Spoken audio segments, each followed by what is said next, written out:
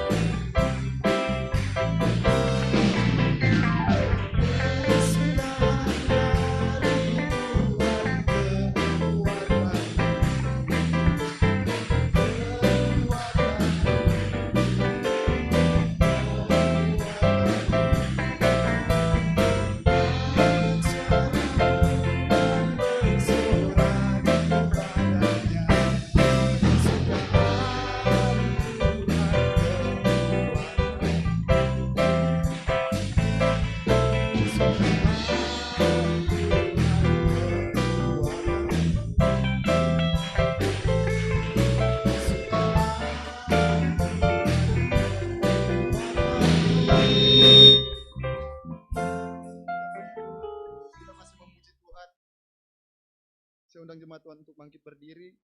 Kita angkat pujian yang berkata, Tuhan menetapkan langkah-langkah orang.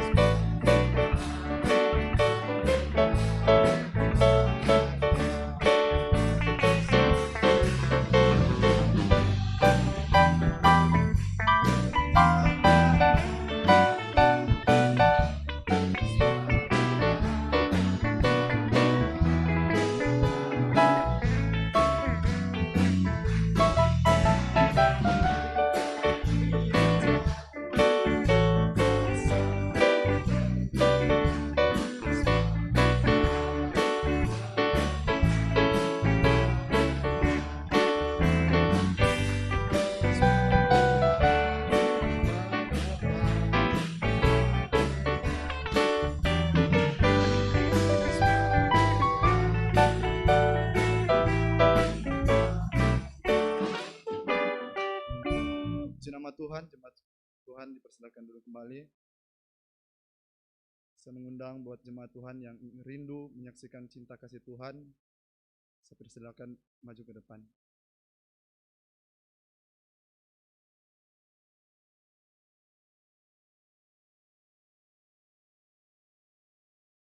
Kita angkat pujian berjalan bersama Dia.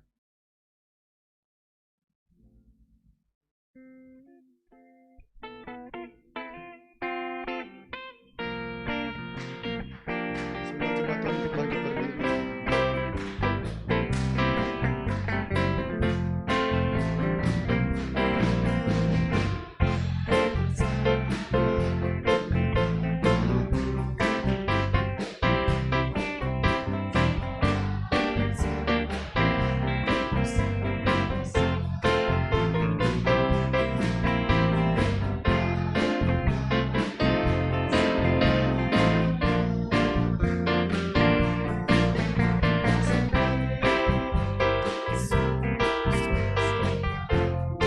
Berjalan bersama Dia.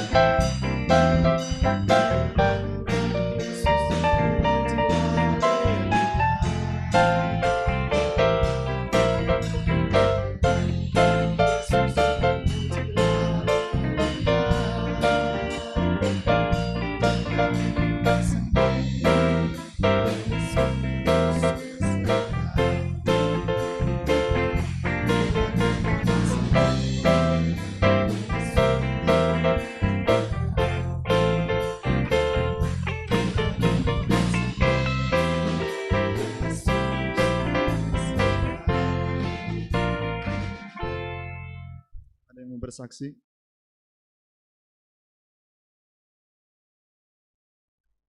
Kalau tidak ada, kita siapkan hati kita untuk mendengarkan pembenaran firman Tuhan. Kita angkat pujian, kusiapkan hatiku Tuhan.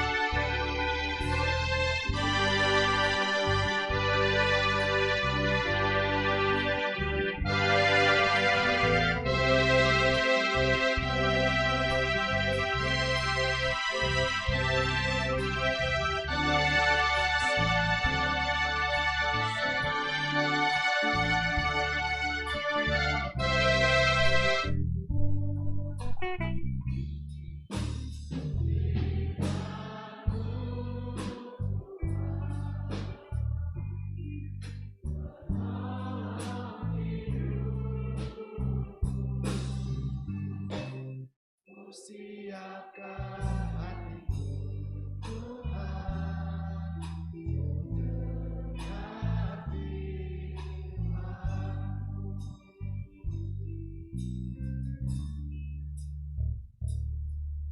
Siapkan hatiku Tuhan, untuk dengar firman-Mu saat ini.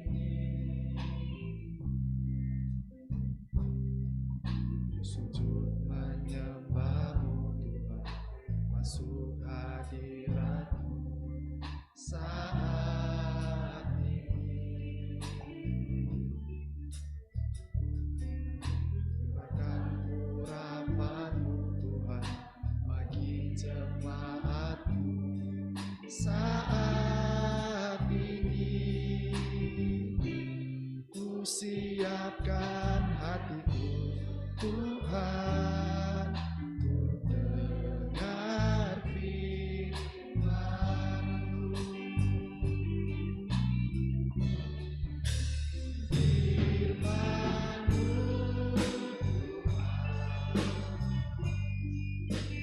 tiada berubah,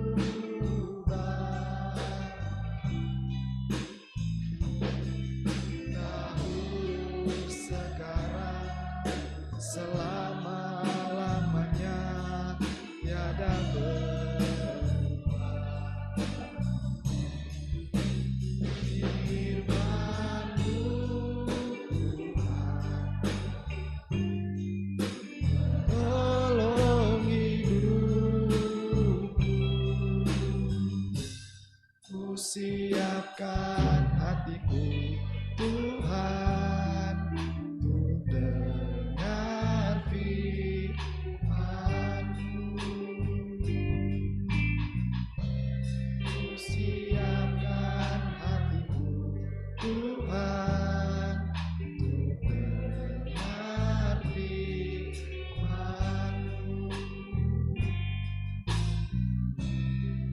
Siapkan hatiku Tuhan, untuk dengar firman-Mu. Dengan kasih Kristus, Bapak Haryandi bawa kita dalam doa.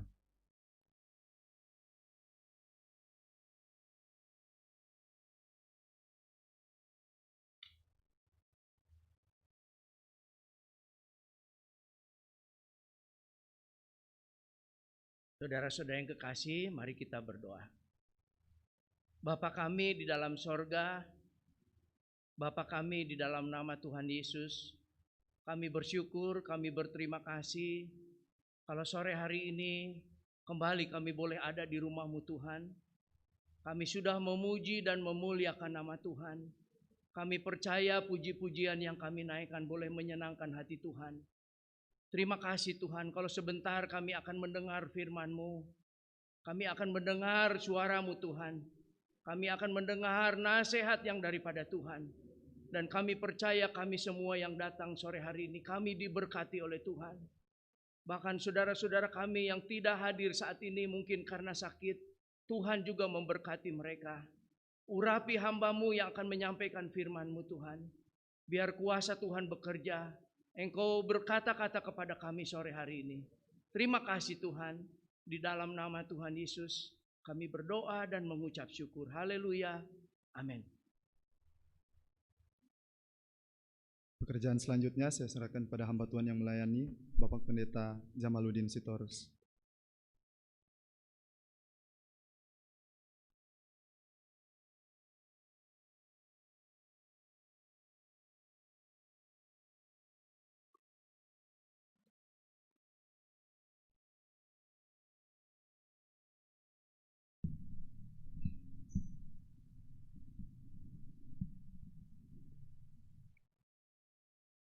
Haleluya. Saya berterima kasih kepada Ibu Gembala yang mempercayakan saya memberitakan firman Tuhan pada sore hari ini. Mengenal Tuhan itu berproses. tidak ada pengenalan yang langsung jadi. Pengenalan itu bertumbuh dari sehari ke sehari. Setelah Tuhan menyuruh orang pergi ke seluruh dunia, menjadikan semua bangsa menjadi murid, lalu dikatakan kemudian, ajarlah mereka melakukan segala sesuatu. Jadi dari jangkauan kuantitas menjadi kualitas. Dan proses untuk menciptakan kualitas itu ajarlah mereka. Jadi mengajar, belajar adalah sarana untuk kita bisa mengenal Tuhan dengan baik. Dalam kaitan dengan itu, tema kita pada bulan ini mendengarkan firman Tuhan, mendengar Allah, yang berarti mendengarkan firman Allah, terambil dalam Matius pasalnya yang ke-13. Matius pasalnya yang ke-13 tentang perumpamaan seorang penabur. Tetapi kita akan membaca ayat 18 sampai ayatnya yang ke-23 sebagai penjelasan tentang perumpamaan yang dimaksudkan oleh Tuhan Yesus. Matius 13, kita akan membaca arti dari perumpamaan itu. Saya akan membaca, karena itu dengarlah arti perumpamaan penabur itu. Kepada setiap orang yang mendengar firman tentang kerajaan surga, tetapi tidak mengertinya, datanglah si jahat dan merampas yang ditaburkan dalam hati orang itu. Itulah benih yang ditaburkan di pinggir jalan. Benih yang ditaburkan di tanah yang berbatu-batu ialah orang yang mendengar firman itu dan segera menerimanya dengan gembira. Tetapi ia tidak berakar dan tahan sebentar saja. Apabila datang penindasan atau penganiayaan karena firman itu, orang itu pun segera murtad. Yang ditaburkan di tengah semak duri ialah orang yang mendengar firman itu, lalu kekhawatiran dunia ini dan tipu daya kekayaan menghimpit firman itu, sehingga tidak berbuah. Yang ditaburkan di tanah yang baik ialah orang yang mendengar firman itu dan mengerti. Dan karena itu ia berbuah, ada yang 100 kali lipat, ada yang 60 kali lipat, ada yang 30 kali lipat. Mendengarkan Tuhan artinya mendengarkan apa yang diucapkan oleh Tuhan. Berarti Tuhan yang berbicara. Kita mendengar. Apa yang kita dengar, kita mengerti atau tidak? Kalau tidak mengerti, tak ada artinya. Itu sebabnya dalam ayatnya yang ke-19, setiap orang yang mendengar tentang kerajaan surga tetapi tidak mengerti, itu tanah yang di pinggir jalan, bandingkan dengan ayatnya yang ke-23, yang ditaburkan di tanah yang baik ialah orang yang mendengar firman dan mengerti. Jadi kita harus tahu apa yang kita dengar. Nah, kata mendengar itu akowo. Mendengar tetapi mengerti apa yang didengar. Mendengar untuk mengerti. Suara yang kita dengar itu kita paham apa isinya. Bapak Gembala Om Yoyo membedakan suara itu dalam dua. Suara yang didengar dengan jelas, dipahami, namanya voice. Kita mendengar suara, lalu kita tahu apa yang diucapkan, kita mengerti itu. Tapi kalau kita dengar, kita tidak mengerti, namanya noise. Kalau semua orang di sini berbicara, ada suara, tapi nggak jelas apa yang diucapkan, apa yang diperbincangkan, semua orang bicara. Sekalipun mendengar, tapi pesannya tidak dapat, karena tidak ada pesan tunggal yang kemudian bisa kita bawa pulang. Tidak ada pesan yang kita bisa terima, yang kita bisa aminkan dari kalau semua berbicara. Itu namanya noise.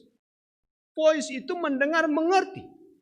Mengerti itu suneimi artinya membawa serta. Membawa serta. Apa yang kita dengar kemudian kita terima. Kita jadikan itu milik kita. Itu artinya mengerti apa yang dibicarakan. Nah, mendengar. Kalau kita kemudian mendengar Tuhan, orang yang mendengar Tuhan itu ada kaitannya dengan pembelajar. Maka telinga murid adalah telinga yang mau mendengar. Dia mendengar siapa? Gurunya berbicara. Mendengar apa kata guru untuk apa? Untuk dipahami apa yang ada dalam pikiran guru itu. Apa yang kemudian mau disampaikan, diajarkan guru itu. Maka dia dengar untuk menyimak, untuk mengerti. Maka mendengar dalam kerangka mengerti adalah memahami. Dia mau mendengar untuk memahami supaya dia mengerti dan bisa melakukannya. Jadi kata mendengar di situ bukan sekedar mendengar, tetapi dia mendengar, menyimak, memahami karena dia mau melakukan apa yang dia dengar itu. Maka itu berbicara tentang seorang murid. Belajar, tahu, melakukan.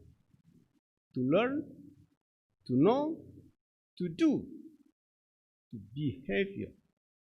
Belajar, setelah belajar, tahu, to know, sudah tahu, lakukan, to do, lakukan yang permanen, behavior. Jadi tujuan akhir daripada belajar adalah berubah. Kita belajar untuk berubah.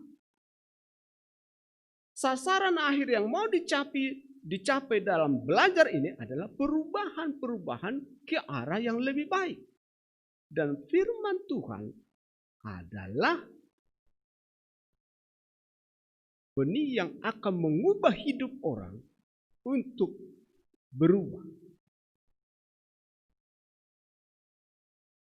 Mendengar di dalam ayat 18 sampai 23. Ini adalah penjelasan Yesus tentang perumpamaan seorang penabur. Dikatakan dalam ayat 1 sampai ayatnya ke-9, ada benih yang jatuh di pinggir jalan, ada yang jatuh di tanah yang berbatu-batu, benih yang jatuh di semak duri, dan tanah yang baik. Penaburnya sama, benihnya sama, hasil berbeda. Dari 4 jenis itu hanya 1 yang berhasil. Artinya 25% saja yang berhasil. 75% terbuang, tidak ada hasil pada akhirnya. Itu menunjukkan bahwa orang yang kemudian mengerti, memahami, itu sangatlah sedikit. Sekalipun semua datang, tetapi hasil yang kemudian setelah mendengar tidak sama. Dari 4 jenis tanah itu hanya 1 yang menghasilkan. Hasilnya pun variatif. Ada yang 100 kali lipat, 60 kali lipat, dan 30 kali lipat. Kenapa berbeda? Ayatnya yang ke-19. Orang yang mendengar dan tidak mengerti, itulah benih yang ditaburkan di pinggir jalan. Dengar, tidak mengerti. Pertanyaannya kenapa tidak mengerti? Kenapa tidak mengerti? Karena kata mendengar tadi, akobo adalah mendengar untuk mengerti. Jadi dia mau mendengar karena dia butuh. Dia suka, dia mencarinya, dia menginginkannya. Sikap hatinya yang menginginkan apa yang mau diucapkan itu yang membedakan kenapa dia mengerti, yang sana tidak mengerti. Tanah yang di pinggir jalan dia dengar, tidak mengerti. Kenapa tidak mengerti? Karena dia tidak berminat. Tidak berminat. Itu sebabnya itu tidak berharga. Maka dimakan, si jahat merampasnya katanya. Kenapa bisa dirampas? Enggak dijaga. Kalau itu berharga dia simpan itu. Kalau berharga dia simpan, dia akan jaga supaya tidak bisa diambil. diambil orang. Ini diambil dan merampas. Datanglah si jahat dan merampas. Kenapa kemudian? Karena dia tidak menjaga dengan baik. Sesuatu yang berharga pasti dijaga dengan baik. Itu sebabnya dalam Matius pasal 13, hal kerajaan surga itu seperti harta yang terpendam, mutiara yang berharga. Dia diibaratkan sangat berharga sehingga orang rela menjual semua harta yang lain asal dia dapat itu. Dari sikap itu orang kemudian mencari firman Tuhan karena dia butuh. Seberapa banyak kita datang karena butuh? Seberapa banyak kita hadir dalam suatu persekutuan, dalam ibadah apapun karena menginginkan, karena haus. Barang siapa haus dan lapar akan kebenaran, Matius 5 ayat 6, akan dipuaskan. Bukan Tuhan pilih kasih dalam memberikan kebenaran. Kebenaran itu untuk semua orang, tapi hanya mereka yang lapar dan haus yang kemudian dipuaskan. Kalau dia lapar dan haus, dia akan cari. Dihambat pun dia akan tetap cari. Dihalangi pun dia akan tetap cari. Maka orang ditutup pun gereja, dihalangi pun gereja, orang cari. Dia butuh itu, maka dia pergi beribadah di kuburan, pergi di gua-gua, pergi di gunung beribadah. Karena dia butuh. Jadi kenapa kemudian ini dirampas? Ini adalah sikap hati yang tidak menghargai dengan baik. Sekedar datang-datang, tapi tidak datang dalam hati yang haus dan lapar akan kebenaran. Hasilnya tidak mengerti. Tidak mengerti, tidak berubah. Karena biar bagaimanapun tingkat perubahan itu sebanding dengan tingkat pemahaman. Apa yang mau dikerjakan kalau kita tidak tahu instruksinya? Jadi mendengar itu pesannya kita tangkap, instruksinya tangkap, baru bisa dikerjakan dengan benar. Jadi kalau dia tidak mengerti instruksinya apa, tidak mengerti maksudnya, lalu bagaimana dia mengerjakannya? Bagaimana kita mengerjakan? Maka dikatakan mendengar tidak mengerti. Kenapa tidak mengerti? Terhalang kepada keinginan, kebutuhan hal yang rohania. Lalu kemudian perubahan itu dimulai pada tingkat pemahaman. Itu sebabnya kita harus mendengar Tuhan, menyimak firman Tuhan, mengerti apa yang disampaikan. Berarti apa yang kemudian dituangkan oleh sang guru dalam pengajarannya, kita simak, kita mengerti, kita pahami apa yang dipikirannya, jadilah pengenalan.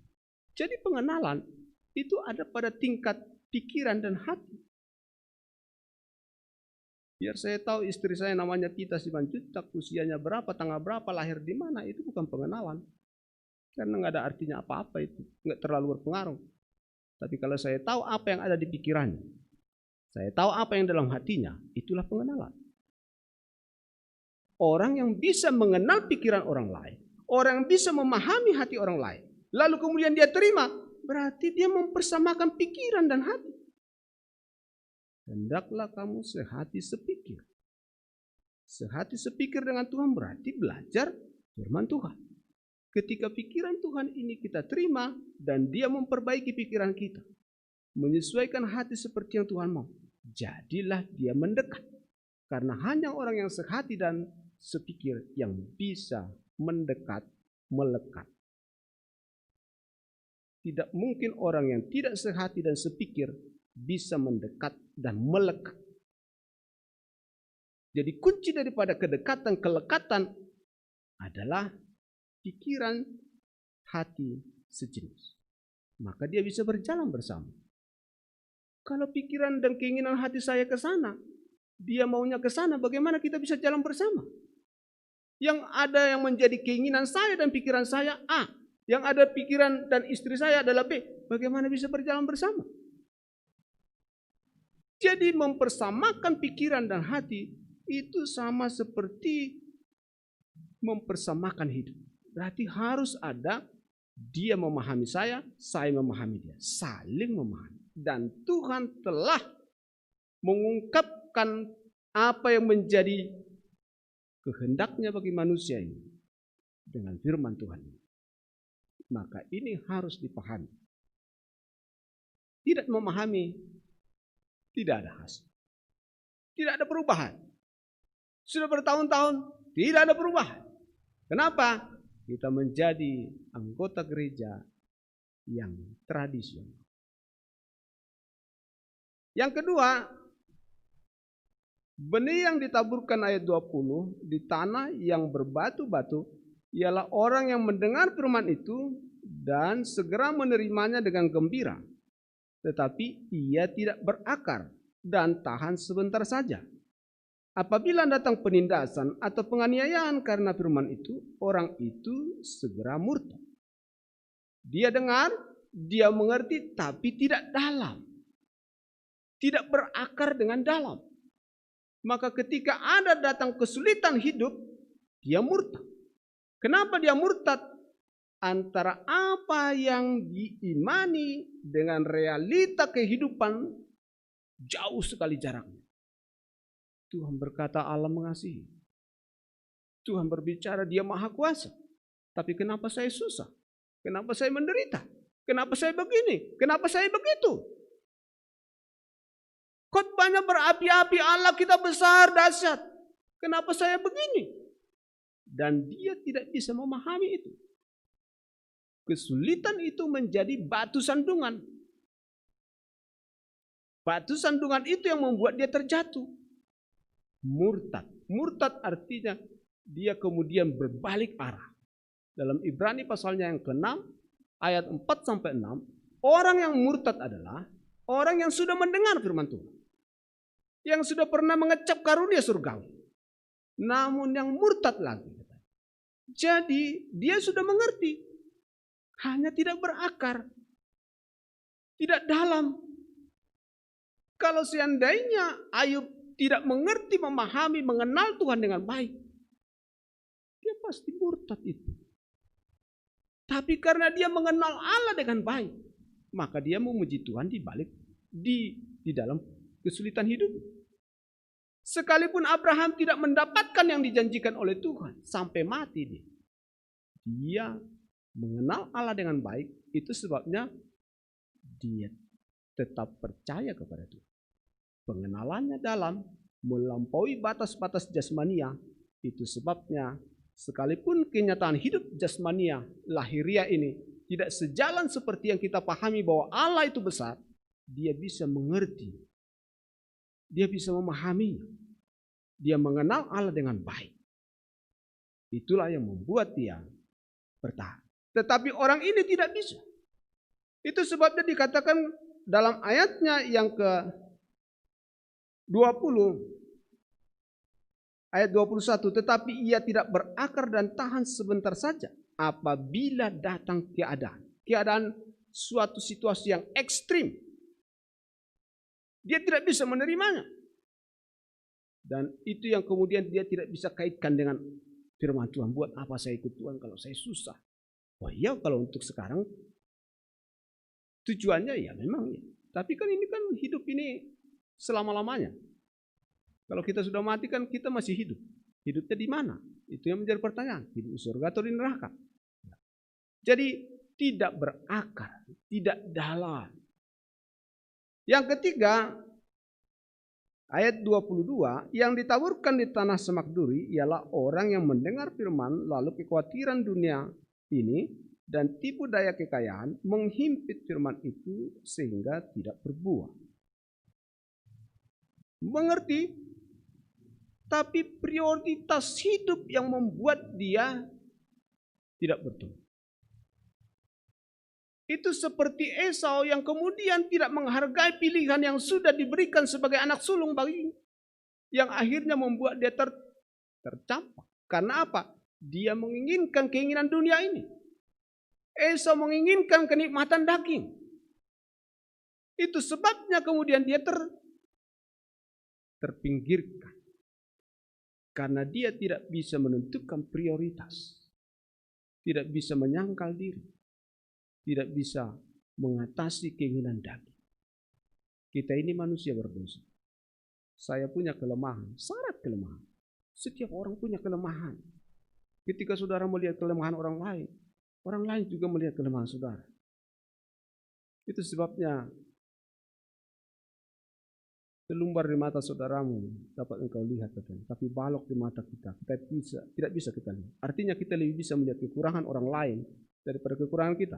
Yang kedua, kita membutuhkan mata orang untuk melihat kekurangan kita. Jadi jangan tersinggung ketika ada orang memberitahu kesalahan saudara. Ya. Kekurangan kita. Prioritas hidup ini penting. Dia tidak bisa bertahan hidup karena dia memilih hal yang bersifat duniawi. Kekhawatiran dunia dan tipu daya kekayaan. Keinginan duniawi membuat benih tidak tumbuh. Persahabatan dengan dunia membuat kita menjadi tidak bertumbuh secara rohani. Itu pasti karena tidak bisa kita mencintai Tuhan, tapi juga mencintai dunia ini. Harus ada yang utama. Dan Tuhan meminta yang utama. Pengenalan yang dalam akan hal itu membuat kita kemudian rela seperti dalam Matius pasal 13 menjual semua harta yang lain dalam ayat 44 untuk mendapatkan harta yang terpendam itu.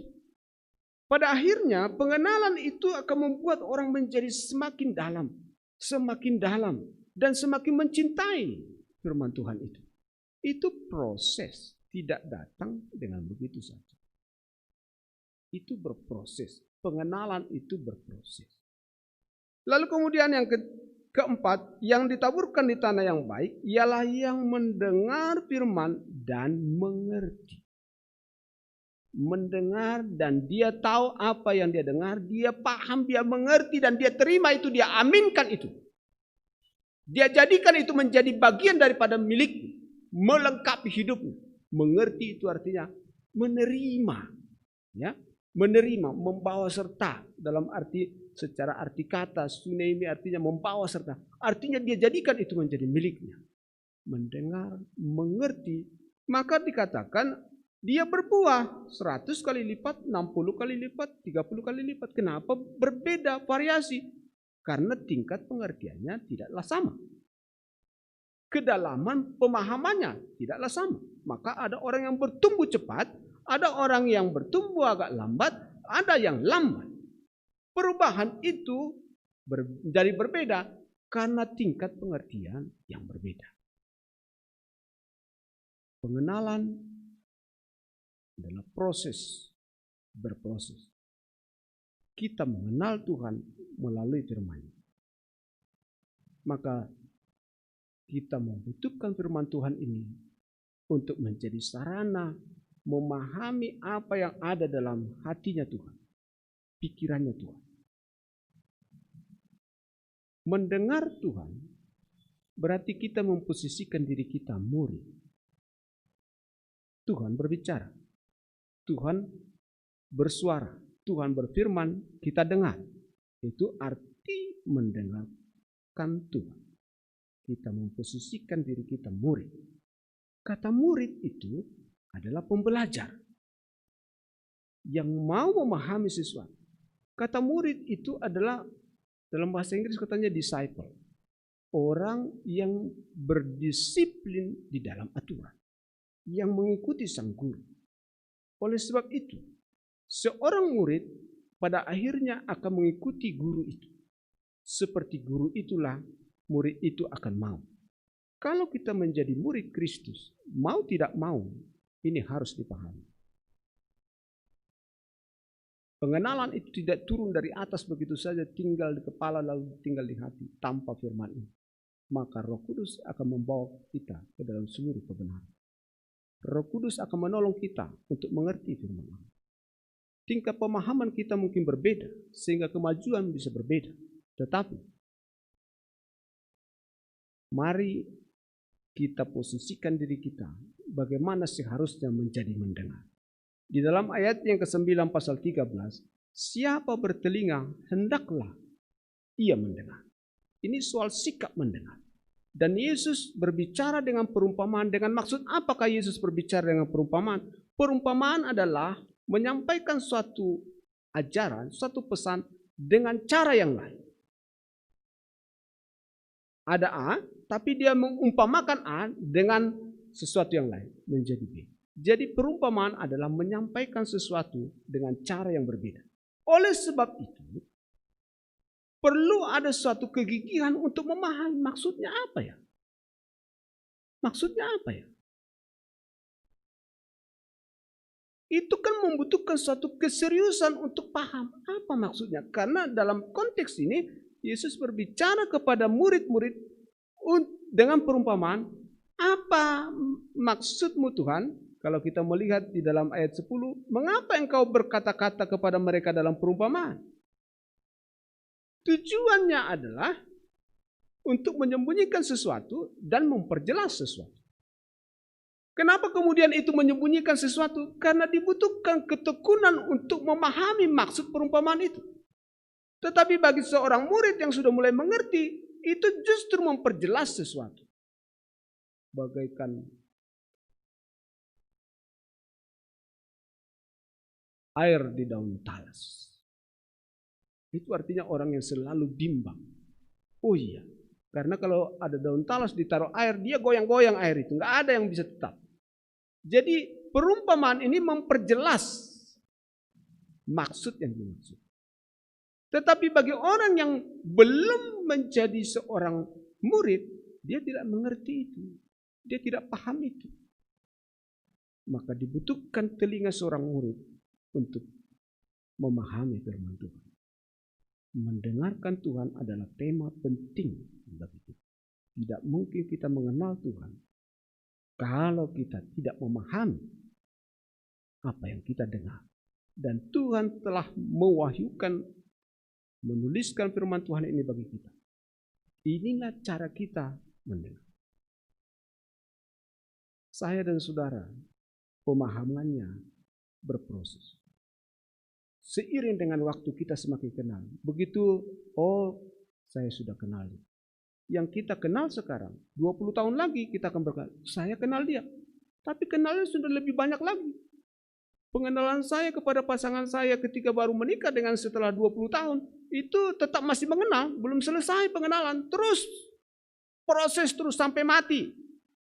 Terus berproses. Maka pengenalan akan Tuhan itu berkaitan erat dengan tingkat kepercayaan kita kepada Tuhan. Iman tumbuh dari pendengaran akan firman Tuhan. Firman Tuhannya ini dimengerti, jadilah iman. Setelah kita kenal, kita kemudian setuju, amin, makin dekat, makin dekat. Jadi kehidupan kita terletak pada cara kita mendengar. Marilah kita belajar mendengar dengan maksud untuk mau mengerti. Kondisi hati, sikap hati itu menentukan. Amin.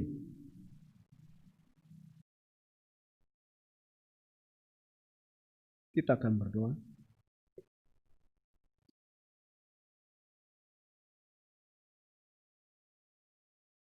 Tuhan, kami ini ciptaan, dan kami membuka hati dan pikiran kami, Tuhan, supaya pada akhirnya Engkau nyata dalam kehidupan kami, terang dan jelas, yang kemudian Tuhan itu tertampakkan di dalam batin kami yang paling dalam, yang berkuasa mengubah dari dalam, sampai pada akhirnya kami bisa melakukannya, dan orang lain pun melihat perubahan-perubahan itu tampak Tuhan. Firman-Mu adalah kuasa, berkuasa mengubah hati yang keras, mengubah pikiran, dan mempertemukan pihak-pihak yang berseberangan pikiran, yang berbeda hati. Kami menjadi satu dengan pikiran Kristus. Pikiran Kristus dan hati Kristuslah yang menjadikan kami satu yang berbeda-beda ini menjadi dekat. Kami datang dengan latar belakang yang berbeda, tetapi dengan pikiran Kristus yang kami miliki bersama. Firman Allah yang menjadi sumber pemahaman kami bersama akan membuat kami menjadi dekat. Saling mengerti satu dengan yang lain. Karena kemudian Roh-Mu akan menjadikan kami satu. Gereja ini umat yang percaya menjadi satu. Saling mendukung, saling mengerti karena saling mengenal. Oleh sebab itu berikan kami hati yang mau mengenal orang lain. Yang mau mengenal Allah supaya kemudian kami bisa mengenal diri kami, dan akhirnya kami bisa mengenal orang lain, sehingga kami bisa mempersamakan hidupan kami dalam Tuhan. Terima kasih Tuhan, dalam nama Yesus kami berdoa. Haleluya. Amin. Saya kembalikan kepada Om Onesimus.